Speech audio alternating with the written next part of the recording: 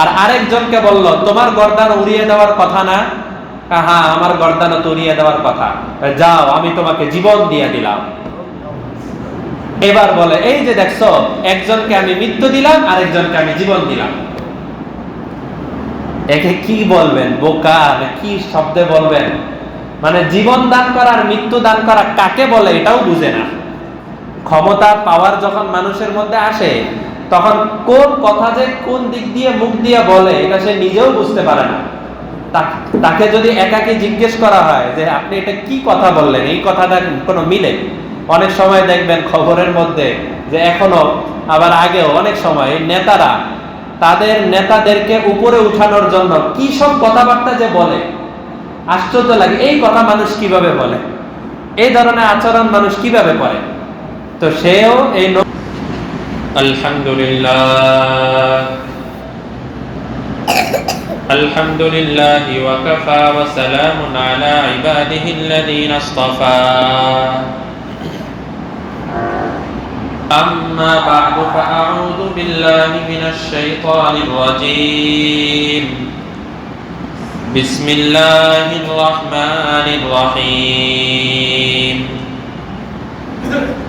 ألم تر إلى الذي حاج إبراهيم في ربه أن آتاه الله الملك إذ قال إبراهيم ربي الذي يحيي ويميت قال أنا أحيي وأميت قال إبراهيم فإن الله يأتي بالشمس من المشرق فأت بها من المغرب فبهت الذي كفر والله لا يهدي القوم الظالمين أو كالذي مر على قرية وهي خاوية على عروشها قال أنى يحيي هذه الله بعد موتها فأماته الله 100 عام ثم بعثه قال كم لبثت قال لبثت يوما أو بعض يوم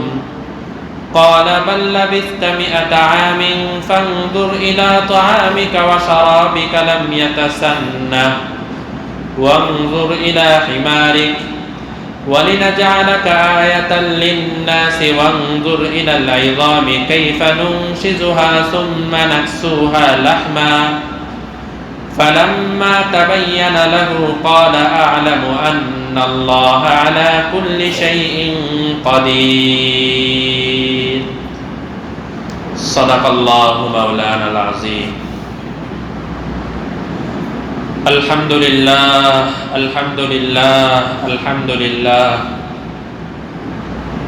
মহান আল্লাহর দরবারে শুকরিয়া আদায় করছি, যিনি আমাদেরকে আরেকটি রমাজান পার করার পরে পৃথিবীর মধ্যে সর্বশ্রেষ্ঠ কিতাব কোরআনের তাফসিরে বসার তৌফিক দান করেছেন। শুকরিয়া তান বলি আলহামদুলিল্লাহ।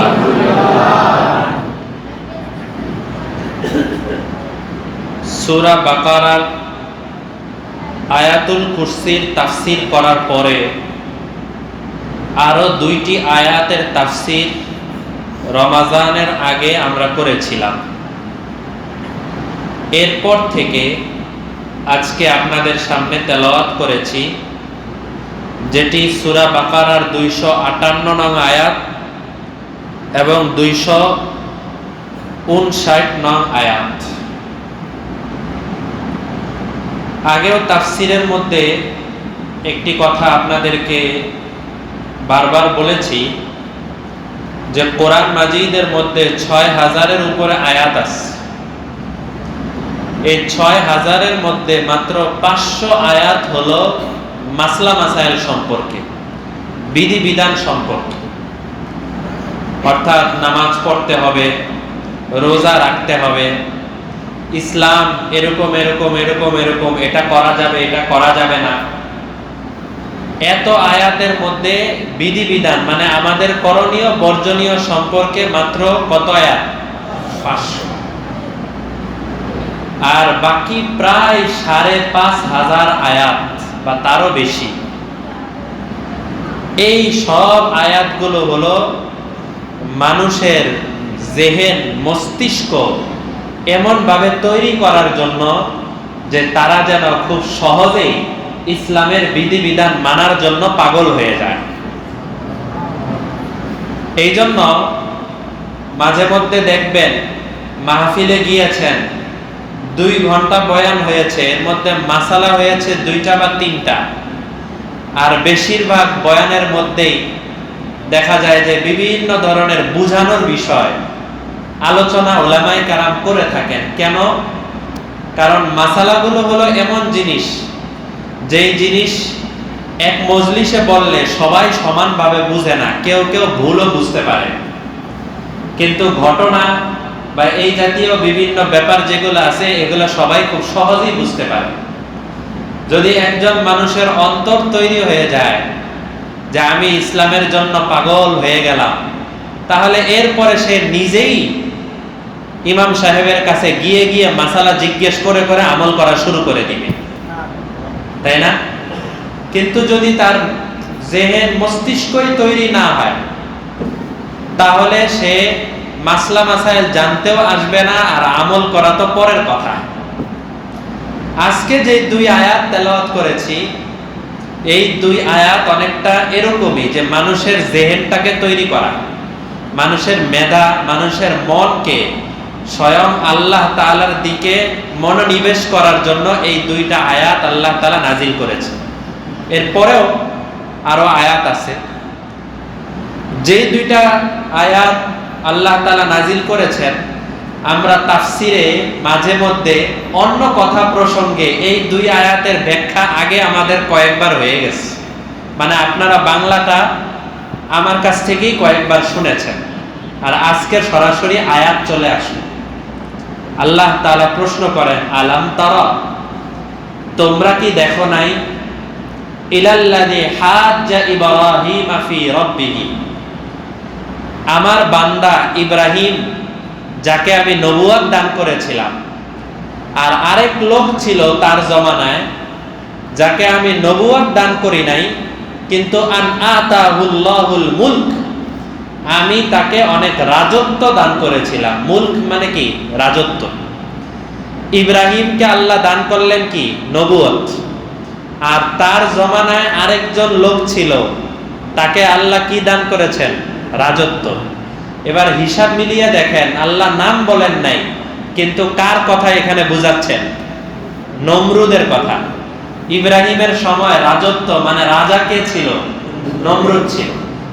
তো মাঝে মধ্যে অনেক সময় বলে না, একটা কথা সরাসরি বললে যতটুকু আসর হয়, তার চেয়ে একটু ঘুরায় বললে আরো বেশি আসর হয়। তা আল্লাহ বলেন, ডাইরেক্ট নমরুদের নাম নেন নাই, বলেন কি, আমার বান্দা ইব্রাহিম এমন একজন লোক যাকে আমি অনেক রাজত্ব দিয়েছিলাম। রাজত্ব দিলেন আল্লাহ তাআলা, রাজত্বের ফয়সালা করলেন আল্লাহ তাআলা, কিন্তু সে রাজত্ব যখন পেয়ে গেল, টাকা পয়সা পেয়ে গেল, অনেক রাজা প্রজা বিভিন্ন জনগণ পেয়ে গেল, তার সাথে জিন্দাবাদ জিন্দাবাদ জানায়, তার প্রশংসা করে, আর বলে আমাদের নেতার মতো আর নেতা হয় না, আমাদের বাদশার মতো আর বাদশা হয় না। এই সমস্ত প্রশংসা, এই সমস্ত বিভিন্ন ধরনের তোষামদের কথা শুনতে শুনতে শুনতে শুনতে এক পর্যায়ে সে নিজেই দাবি করে বসলো, আমি তো খোদা, আমি তো আল্লাহ। একটা জিনিস মনে রাখা দরকার, মানুষ যখন প্রশংসা করে, কিছু কিছু প্রশংসা হয় যেটা বাস্তব সম্মত এবং দুনিয়ার কোনো স্বার্থের জন্য না, বরং আল্লাহর জন্য প্রশংসা করা হয়। কিন্তু বেশিরভাগ প্রশংসা, বেশিরভাগ পামপট্টি দেওয়া হয় কোনো না কোনো স্বার্থের কারণে। নেতার সাথে দেখবেন, যখন কোনো একজন নেতা ক্ষমতায় থাকে, একটা ফোন দিলে বা একটা আওয়াজ লাগালে মুহূর্তের মধ্যে কত শত শত মানুষ তার জন্য একত্রিত হয়ে যায়, আর বলতে থাকে যে আমাদের নেতা জন্য আমরা জীবন দিতে প্রস্তুত। ক্ষমতাটা চলে গেছে, এবার আর তার ডাকে কেউ আসে না। তার মানে কি, আগের যত প্রশংসা ছিল সব ছিল কিছু টাকা পয়সা পাওয়ার জন্য অথবা কোনো ক্ষমতা পাওয়ার জন্য। এখন নেতা যদি বোকা হয়, নেতা যদি নির্বোধ হয় তাহলে সে এত মানুষের প্রশংসায় শুনতে শুনতে শুনতে শুনতে এক পর্যায়ে মনে করতে থাকে আমার চেয়ে বড় নেতা আর কে আছে। এরকম আমাদের জমানাও আছে না? আছে। এই বাস্তবতা বুঝে না। এই বাস্তবতা না বোঝার কারণে এই যে গত সরকার যে আওয়ামী লীগ যখন এই ছাত্রদের আন্দোলন চলে তখনও ব্যবসায়ীদের সাথে তার মিটিং হয়েছে।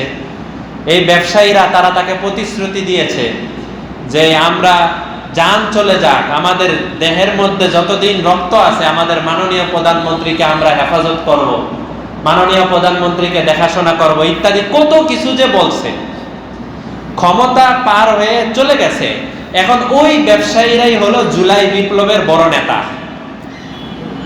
আছে না এরকম? আছে, কিন্তু অনেক আছে। ওই ব্যবসায়ীরাই যারা ওই সময় একসাথে মিটিং করছে, একসাথে বলছে যে আমরা আমাদের প্রধানমন্ত্রীর সাথে আছি, আর এখন তারাই বলতেছে যে আমরাই তো তাকে নামাইছি, আমরাই তো তাকে ক্ষমতা থেকে নামাইছি, আমাদের ব্যবসায় লস হচ্ছিল, এরকম কত কিছু বলে। তো এখন কোন সরকার, কোন নেতা, কোন প্রধানমন্ত্রী অথবা সামান্য কোনো ব্যক্তি তারা যদি এটা মনে করে যে আমার এই প্রশংসা বাস এটা বাস্তব, এক পর্যায়ে সে নিজের এরকমই মনে করতে থাকে যে হামসে ডাঙ্গার কোন হয়, আমার চেয়ে বড় আর কে আছে।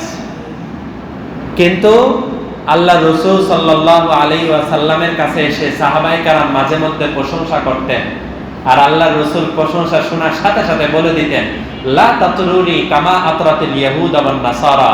ইহুদান নাসারা তাদের নবীকে, ইহুদান নাসারা তাদের যে নেতা ছিল ওই নেতার ব্যাপারে যেরকম প্রশংসা করতে করতে আসমানে উঠিয়ে ফেলতো, তোমরা আমার এত প্রশংসা করার দরকার নাই। আল্লাহ যদি আমাকে কিয়ামতের দিন ইজ্জত দান করেন ওইটাই হলো আমার আসল প্রশংসা। আমাদের নবী যে এই শিক্ষা দিয়ে গেছেন। এই জন্য যারা দ্বীনের পথে আছি, যারা তাফসীরের সাথে আছি, বয়ানের সাথে আছি, মানুষের প্রশংসায় গলা যাবে না। মানুষের প্রশংসা যদি আসে এটাও বলার দরকার নাই যে আমার প্রশংসা করেন না, এরকমও বলার দরকার নেই। প্রশংসা বলে যদি বাধা বা মুখ ফিরিয়ে নেওয়া যায় সবচেয়ে ভালো। কিন্তু আরেকটা হলো প্রশংসা হবে কিন্তু মনে মনে এটা ধারণা করা যে এত মাখলুক, এত 2 দিন পরেই কবরে চলে যাবে, আসল মালিক যদি প্রশংসা না করে তাহলে এর প্রশংসায় আমার কোনো দাম নেই, এর প্রশংসায় আমার কোনো দাম নেই। এই জন্যই তো একজন বুজুর্গ ছিলেন হযরত খাজা বখতিয়ার উদ্দিন কাকি রহমতুল্লাহ আলাইহি, ওনাকে একবার জিজ্ঞেস করছে এক মহিলা আসছে, আসার পরে বলছে কি আমার ছাগলের দাড়ি আছে আর আপনারও দাড়ি আছে, আমার ছাগলের দাড়ির দাম ভালো বেশি নাকি আপনার দাড়ির দাম বেশি? তো এই বখতিয়ার উদ্দিন সাহেব বলছেন কি এই প্রশ্নের জবাব আমি দিতে পারবো না। স্বাভাবিক আমাদেরকে কেউ যদি বলে আমরা তো বলে দিব, কারণ আমি আশরাফুল মাখলুকাত, আমি মানুষ, আমার দাড়ির দাম বেশি, ছাগলের দাড়ির দাম কম। কিন্তু উনি বলছেন যে এই প্রশ্নের জবাব আমি দিতে পারবো না। কেন? যদি আমি মারা যাওয়ার পরে আল্লাহ তাআলা আমাকে আযাব দেন, জাহান্নাম দেন, তাহলে আমার চাইতে ছাগলের দাড়ির দাম অনেক বেশি, ও অনেক ভালো আছে। আর মারা যাওয়ার পরে যদি আল্লাহ তাআলা আমাকে মাফ করে দেন আর জান্নাত দান করেন, তাহলে ছাগলের দাড়ির সাথে আমার দাড়ির কোনো তুলনাই হয় না। তার দাড়ি অনেক নিচে, আমার দাড়ি অনেক উপরে। প্রত্যেক ব্যক্তি যদি এই বাস্তবতাটা মনে রাখে যে আমার প্রশংসা, আমার সাথে বিভিন্ন বাহবা যারা দেয় এরা আসল বাহবা দেনেওয়ালা না। আসল বাহবা দেনেওয়ালাকে আল্লাহ তাআলা। আল্লাহ তাআলা কাউকে ভালোবাসেন, কিয়ামতের দিন তাকে বিশাল বড় মসনদ দান করবেন, তখন সে যদি খুশি হয় ওই খুশি হলো আসল খুশি। নমরুদ এই জিনিসটা বুঝতে পারে নাই। তার কাছে এসে যারাই বিভিন্ন ধরনের প্রশংসা করে, তোষামত করে, সে বাস্তব মনে করছে যে আমি তো আসলে বড়। আসলেও তো আমার ক্ষমতা ছিনিয়ে নেওয়ার মতো কেউ নাই, আমার চেয়ে বড় কেউ নাই, আমার চেয়ে ক্ষমতাবান কেউ নাই, আমিই তো বড়। ইব্রাহিম আলাইহিস সালাম তার সাথে একদিন দেখা হয়েছে। তো ইব্রাহিম আলাইহিস সালাম বললেন, ইয ক্বালা ইব্রাহিম, ইব্রাহিম আলাইহিস সালাম বললেন কি রব্বি, হে নমরুদ তুমি তো নিজেকে রব বলে দাবি করো, কিন্তু আমার রব তো হলো আল্লাযী ইউহয়ী ওয়া ইউমীত, যিনি মানুষকে জীবিত করেন, জীবন দান করেন এবং মানুষকে মৃত্যু দান করেন। আমার রব মানুষকে জীবন দান করেন এবং মানুষকে মৃত্যু দান করেন। ইব্রাহিম আলাইহিস সালাম তার রবের একটা পরিচয় দিলেন। এটা পূর্ণাঙ্গ পরিচয় না, একটা উপমা দেওয়া, একটা মিসাল দেওয়া যে আমার রব তিনি মানুষকে জীবন দান করেন এবং মানুষকে মৃত্যু দান করেন। ক্বালা আনা উহয়ী ওয়া উমীত। দেখেন, নমরুদ সাথে সাথে বলল, তোমার রব জীবন দান করে আর মৃত্যু দান করে, আমিও তো মানুষকে জীবন দান করি আর মৃত্যু দান করি।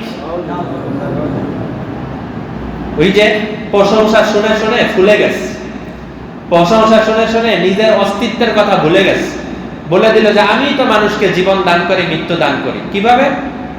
আপনি কি কোনো বাচ্চা জন্ম দিয়েছেন অথবা কোনো এই যার দেহের মধ্যে জান ছিল না তাকে কোনোদিন জান দিয়েছেন? অথবা যার দেহের মধ্যে জান ছিল তার জানটাকে আপনি কেড়ে নিয়েছেন, এরকম কিছু হয়েছে? হ্যাঁ, আমি তো সবই পারি। কিভাবে? জেলখানায় জল্লাদকে পাঠাইছে, জল্লাদ তোমাকে দুইজন ব্যক্তির ব্যাপারে বলেছিলাম যে দুইজনকে ফাঁসি দিয়ে দাও, মাথা কেটে দাও, এটা বলেছিলাম। জল্লাদ বলে হ্যাঁ। কই দুইজনকে সামনে নিয়ে আস। দুইজনকে নিয়ে আসছে, নিয়ে আসার পরে জল্লাদকে হুকুম করছে, জল্লাদ একজনের গর্দান উড়াইয়া দাও। সাথে সাথে সবার সামনে একজনের গর্দান উড়াইয়া দিস। আর আরেকজনকে বলল তোমার গর্দান উড়িয়ে দেওয়ার কথা না? হ্যাঁ, আমার গর্দানও তো উড়িয়ে দেওয়ার কথা, যাও আমি তোমাকে জীবন দিয়ে দিলাম। এবার বলে এই যে দেখছো, একজনকে আমি মৃত্যু দিলাম আর একজনকে আমি জীবন দিলাম। একে কি বলবেন? বোকা না কি শব্দে বলবেন? মানে জীবন দান করা আর মৃত্যু দান করা কাকে বলে এটাও বুঝে না।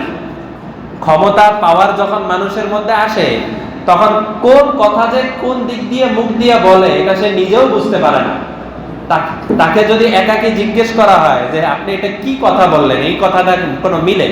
অনেক সময় দেখবেন খবরের মধ্যে যে এখনো আবার আগেও অনেক সময় নেতারা তাদের নেতাদেরকে উপরে উঠানোর জন্য কি সব কথাবার্তা যে বলে, আশ্চর্য লাগে। এই কথা মানুষ কিভাবে বলে? এই ধরনের আচরণ মানুষ কিভাবে করে? তো সেও এই নমরুদ এরকম কাজ করলো যে এই যে আমি একজনকে জীবন দিয়ে দিলাম আরেকজনকে মৃত্যু দিয়ে দিলাম। ইব্রাহিম আলাইহিস সালাম ধরলেন, এই তো দেখি বাচ্চা শিশুর চাইতে অবুঝ। ইব্রাহিম আলাইহিস সালাম বললেন, ক্বালা ইব্রাহিম, ইব্রাহিম সাথে সাথে বললেন, ফা ইন্নাল্লাহা ইয়াতি বিশ-শামসি মিনাল মাশরিক। শামসুন মানে হলো সূর্য আর মাশরিক মানে হলো পূর্ব দিক। ইব্রাহিম বললেন, আচ্ছা ঠিক আছে, তোমার রব আপনি জীবন দান করেন, আপনি মৃত্যু দান করেন। একটা জিনিস মনে রাখবেন, শিক্ষিত মানুষ যদি হয় তাহলে তার সাথে আপনি যদি কথা কাটাকাটি করেন অথবা ঝগড়া করেন, আপনি একটা বলবেন সে আরেকটা বলবে, আপনি একটা বলবেন সে আরেকটা বলবে, লাস্টে গিয়ে একটা ফলাফলে পৌঁছা যাবে। কিন্তু মূর্খ লোকের লগে যদি ঝগড়া করেন তাহলে কিন্তু কোনো রেজাল্টে যাওয়া যাবে না। দেখবেন যে সে যেটা বুঝছে ওইটা নিয়েই ঠেলতেছে, তাই না? এরকম হয় না? তো এই নমরুদ যেই কাজটা করলো এর সাথে যদি এখন এই জীবন দান করা আর মৃত্যু দান করা নিয়ে ঝগড়া করা হয় তাহলে তো সে শুধু একতরফা ভাবে নিজে বিজয় হওয়ার জন্য ঠেলতে থাকবে। ইব্রাহিম আলাইহিস সালাম এটা খুব ভালো করে বুঝতে পারলেন। উনি বললেন কি, ঠিক আছে আপনি জীবন দান করেন, মৃত্যু দান করেন, কিন্তু ফাইনাল্লাহা ইয়াতি বিশ-শামসি মিনাল মাশরিক, আমার রব শুধু জীবন দান করে আর মৃত্যু দান করে না, বরং প্রত্যেকদিন সকালবেলা পূর্ব দিক থেকে সূর্য উঠায় এবং পশ্চিম দিকে সূর্য ডুবায়। আপনি একদিন একটা কাজ করেন, পশ্চিম দিক থেকে সূর্য উঠান আর পূর্ব দিকে গিয়ে সূর্য ডুবান, তাহলে বুঝবো যে আপনি রব হয়ে গেছেন। ফাতি বিহা মিনাল মাগরিব, মাগরিব মানে হলো পশ্চিম দিক। আপনি পারলে একদিন পশ্চিম দিক থেকে সূর্য উঠান। ফাবু হিতাল্লাযী কাফার, সাথে সাথে নমরুদের মাথা নিচা হয়ে গেছে। এবার সে আর কিছু বলতে পারে না। তো মাঝে মধ্যে জালেমকে কথা বন্ধ করার জন্য এরকম কঠিন কঠিন দলিল দেওয়া, এটাও আমাদের নবীদের সুন্নত, ইব্রাহিম আলাইহিস সালামের সুন্নত, যে যেই কথা বলে জালেমকে চুপ করিয়ে দেওয়া যায় ওই কথা মাঝে মধ্যে বলা উচিত। সব জায়গায় চুপ থাকলে হবে না, বরং যেই জায়গায় কথা বলা দরকার ওই জায়গায় কথা বলতে হবে। আল্লাহ পরে বলেন, এত সুন্দর কথা ইব্রাহিম বলল, ওয়াল্লাহু লা ইয়াহদিল কওমাজ জালিমিন, কিন্তু এই জালেম সম্প্রদায়ের কপালে হেদায়েত থাকে না, এই জন্য নমরুদের কপালেও আর হেদায়েত ছিল না। যে কারণে আপনারা ঘটনা জানেন যে একটা মশা, তাও মশার পা ছিল না, ল্যাংড়া মশা, সেই মশা তার নাক দিয়ে ঢুকেছে আর ভিতরে মাথার ভিতরে ঢুকেছে, ঢুকার পরে তার মগজ খাওয়া শুরু করছে। খেতে খেতে খেতে খেতে এক মশাই তার মগজ খেয়ে তাকে একদম মাথার খুলিকে শূন্য করে ফেলছে। আর সে শুধুই মানুষকে বলে যে ভাই আমার মাথাটা মারাত্মক ব্যথা করে, আমাকে একটু পিটাও, আমাকে একটু মাথার মধ্যে বাড়ি দাও।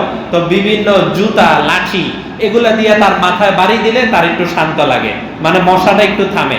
আবার বাড়ি দেওয়া বন্ধ করে দিলে আবার কামড়ানো শুরু করে। এইভাবে মানুষও বাড়ি মারতেছে আর মশাও তার ভিতরে যে মগজ আছে এই মগজ খাইতে খাইতে এক পর্যায়ে সে মারা গেছে। মারা যাওয়ার পরে দেখা গেল তার মাথার ভিতরের খুলি শুধু আছে, আর কিচ্ছু নাই। আল্লাহ তাআলা জালেমদেরকে এভাবেই ধ্বংস করে দেন। এই ঘটনাগুলো সামনে থাকার পরেও যারা মানুষের উপরে জুলুম করে তাদের শিক্ষা নেওয়া উচিত। যারা মানুষের উপরে বিভিন্ন ধরনের অত্যাচার করে শিক্ষা নেওয়া উচিত। কারণ আমাদের নবীজি দোয়া করে গেছেন, হে আল্লাহ আপনি আমার উম্মতকে একসাথে আযাব দিয়ে ধ্বংস দিয়েন না, ধ্বংস করেন না। এই জন্য হয়তো আমরা ধ্বংস হব না, কিন্তু কবরে যাওয়ার পরে কি ছাড় আছে? প্রত্যেকটা অংশের পাই টু পাই হিসাব বুঝিয়ে দেওয়া হবে। এটা হলো একটা ঘটনা। এরপরে আল্লাহ তাআলা আরেকটি বিষয় বললেন। একদিন হযরত উযাইর আলাইহিস সালাম একজন নবী, হযরত উযাইর আলাইহিস সালাম এক নবী, উনি একবার এক গ্রামের পাশ দিয়ে যাচ্ছিলেন। মাররা আলা কারিয়া, কারিয়া মানে হলো গ্রাম। এক গ্রামের পাশ দিয়ে হযরত উযাইর আলাইহিস সালাম যাচ্ছেন। দেখেন কি ওয়াহিয়া খাবিয়াতুন আলা উরুশিহা, এই গ্রামের যত ঘর বাড়ি আছে, যত মানুষজন আছে, এই সব মানুষজন উপরের ছাদ ভেঙে, কারো টিন শেড অথবা কারো বিল্ডিং, কারো মাটির ঘর, এই সব ছাদ ভেঙে মানুষজন মরে তাদের হাড্ডিগুলো আস্তে আস্তে নষ্ট হয়ে গেছে। পুরা এলাকার মধ্যে হাজার হাজার মানুষ, তারা সব মরে আছে। মানুষের লাশ, মানুষের হাড্ডি, মানুষের মাথার খুলি, এগুলো সব পড়ে আছে। ক্বালা আন্না ইউহয়ি হাদিহিল্লাহু বা'দা মাউতিহা, হযরত উযাইর বললেন কি, উনি তো নবী, কিন্তু উনি একটা কথা বলে ফেললেন, এই যে মানুষগুলো মারা যাওয়ার পরে একদম মাথার খুলিটাও শেষ, পায়ের হাড্ডিটাও শেষ, গোশত মাংস কিচ্ছু নাই, এদেরকেও আল্লাহ তাআলা আবার সবাইকে জীবিত করবেন। হযরত উযাইর নবী, উনি এই কথাটা বললেন। যখন উনি এই কথাটা বলছেন তখন উনার কাছে কিছু আনার ছিল খাবারের জন্য, আনার, আঙ্গুর, কিছু রুটি আর কিছু পানি। আর উনি যখন ওই রাস্তা দিয়ে যে সফর করতেছিলেন, এই সফর করা অবস্থায় কি আনার, আঙ্গুর, পানি, রুটি এই জাতীয় জিনিস হলো ওনার কাছে খাবারের জিনিস। এই কথা বলার সাথে সাথে ওই এলাকায় হযরত উযাইর আলাইহিস সালামের কাছে আজরাইল, মালাকুল মউত চলে আসছে, এসে হযরত উযাইর আলাইহিস সালামের জান কবজ করে নিয়ে গেছে, অর্থাৎ ওনার ইন্তেকাল হয়ে গেছে। ওনার ইন্তেকাল হয়ে যাওয়ার পরে উনিও এখানে পড়েছিলেন। 100 বছর পরে আল্লাহ তাআলা উনাকে আবার জিন্দা করে ফেললেন। যখন আল্লাহ তাআলা উনাকে মৃত্যু দান করেছিলেন তখন উনি সকালবেলা মারা গেছেন, আর যখন উনাকে জীবন দান করেছেন তখন ছিল সন্ধ্যাবেলা। আল্লাহ বলেন, ফাআমাতাহুল্লাহু মিআতা আম, আমি তাকে 100 বছরের জন্য মৃত্যু দান করলাম। সুম্মা বাআসা, এরপরে আমি তাকে আবার জীবন দান করলাম। ক্বালা কাম লাবিস, ফেরেশতারা বলল কি, উযাইর আপনি কি এখন ঘুমাইছিলেন? হ্যাঁ আমি এখন ঘুমাইছিলাম। কতক্ষণ ঘুমাইছেন? ক্বালা লাবিস্তু ইয়াওমান আও বা'দা ইয়াওম, এই তো পুরা একদিন ঘুমাই নাই, একদিনের চাইতে কিছু কম, কারণ আমি যখন ঘুমাইছি তখন সকালবেলা ছিল আর এখন সন্ধ্যাবেলা, তার মানে সারা দিন পার হয়ে গেছে, একদিনের কাছাকাছি আমি ঘুমাইছি। ফেরেশতারা বলে, বাল লাবিস্তা মিআতা আম, আপনি জানেন না আপনি কি হয়ে গেছিলেন। আপনি 100 বছর যাবত এখানে মৃত্যু অবস্থায় আপনার লাশ এখানে পড়েছিল, আপনার দেহ এখানে পড়েছিল। ফানজুর ইলা তাআমিকা ওয়া শারাবিক, আপনি আনারের দিকে তাকান, আপনার পানির দিকে তাকান, এরপরে আঙ্গুরের দিকে তাকান।